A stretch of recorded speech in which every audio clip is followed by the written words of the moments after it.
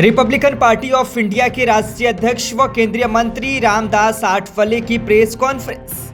हाथरस घटना में 121 लोगों की मौत हुई है, बेहद दुखद है। आरोपियों पर कार्यवाही की जा रही है। राज्य सरकार की तरफ से 2 लाख दिया गया है।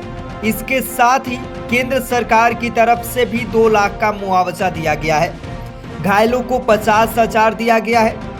पुलिस को भी आगे से ध्यान रखना चाहिए, किसी तरह का प्रोग्राम है, कितनी भीड़ जुटने वाली है, इन सब चीजों पर स्टडी करके अनुमति देनी चाहिए। कांग्रेस सपा को ज्यादा सीट मिली है। संविधान बदलने का झूठा प्रोपगेंडा फैलाकर वोटरों को गुमराह करने की कोशिश की गई। महाराष्ट्र में जो चुनाव होने वाले हैं उसमें मेरी पार्टी का लक्ष्य है कि लगभग 180 सीटें लाने का। 3 करोड़ लोगों को प्रधानमंत्री आवास मिल रहा है। लगभग 9 करोड़ लोगों के खातों में किसान योजना के तहत 20,000 करोड़ दिए गए हैं, आठवले ने अपने प्रेस कॉन्फ्रेंस में कहा। आगे उन्होंने कहा कि जब बीजेपी को 2014 में 280 के आसपास सीटें मिली थी तब भी बीजेपी की सरकार थी और 2019 में भी बीजेपी की सरकार थी और अब एक बार फिर बीजेपी सरकार में है। सीटें कम आई हैं लेकिन कांग्रेस को भी झटका लगा है। 5 नंबर पर जो इकोनॉमी है उसे 3 नंबर पर लाने का प्रयास जारी है। राहुल गांधी का सपना था पीएम बनने का, जो इतनी जल्दी पूरा होने वाला नहीं है। हमारी सरकार 20 से 25 साल अभी सत्ता में रहेगी क्योंकि जनता हमारे साथ है। जिस मोदी ने माथा टेक कर संविधान की शपथ ली है, वो मोदी जी संविधान कैसे बदल सकते हैं, आठवले ने अपनी प्रेस कॉन्फ्रेंस में कहा। इसी तरह का दोबारा ऐसा हादसा न हो, इसके संबंध में पुलिस ने गंभीर रहना चाहिए, ऐसा मेरा कहना है।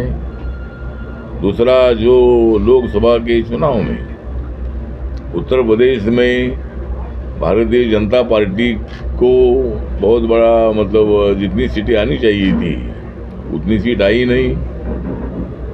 70 तक सीटें आने का अनुमान बीजेपी का था, एनडीए का था, लेकिन 33 सीट ही यहाँ बीजेपी और एनडीए अलायंस की यहाँ आई है और यहाँ कांग्रेस पार्टी और सपा को यहाँ सीटें ज़्यादा मिली है। और उसका कारण भी है कि संविधान जो है बाबा साहब अम्बेडकर जी ने दिया हुआ संविधान बदलेगा। इनके ये 400 पार सीट करेंगे तो ये संविधान बदलेंगे, ये आरक्षण निकाल देंगे। इसी तरह का संभ्रम पैदा करने का काम हुआ, वोटर्स के साथ ब्लैकमेल करने का काम हुआ, वोटर को गुमराह करने का काम हुआ और दलित और मुस्लिम वोटर्स में बहुत ज़्यादा संभ्रमता निर्माण हुई और उसके कारण बीजेपी को इतनी कम सीटें मिली है। लेकिन उसके बावजूद भी और महाराष्ट्र में भी हमें 40 तक सीटें मिलने का हमारा एक अनुमान था। हमारे हाथरस की घटना हुई है और उसमें कम से कम 121 लोगों की उसमें मौत हुई है। यह हादसा बहुत बड़ा गंभीर है,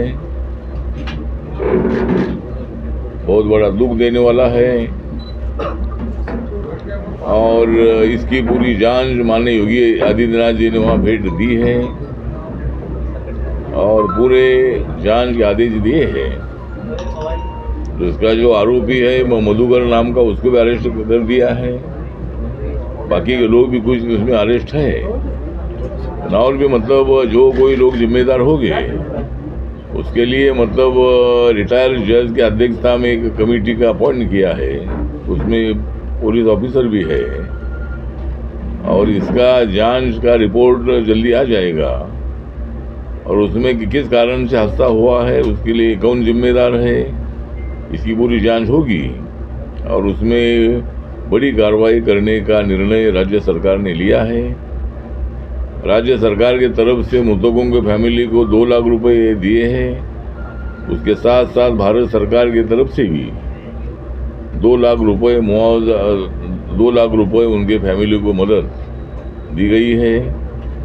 जो कुछ जख्मी लोग हैं उनके लिए 50,000 रुपये की मदद अनाउंस की है। और लगातार माननीय योगी आदित्यनाथ जी इस पर ध्यान देकर मतलब है, इसमें विरोधी दलों के लोगों ने राजनीति करने की आवश्यकता नहीं है। हादसा बहुत बड़ा गंभीर है और जो भी इसके जिम्मेदार होंगे उसके ऊपर कार्रवाई हो रही है, कार्रवाई होने वाली है। दोबारा इसी तरह का हादसा ना हो उसके लिए पुलिस प्रशासन ने भी ध्यान देने की आवश्यकता है। ऐसे प्रोग्राम में कितनी झूठ जुटने वाली है, जो मैदान का परमिशन दिया है वहाँ इतनी जगह है क्या, ये सब बातों का स्टडी करके मुझे लगता है कि ऐसे प्रोग्राम के लिए परमिशन देना चाहिए।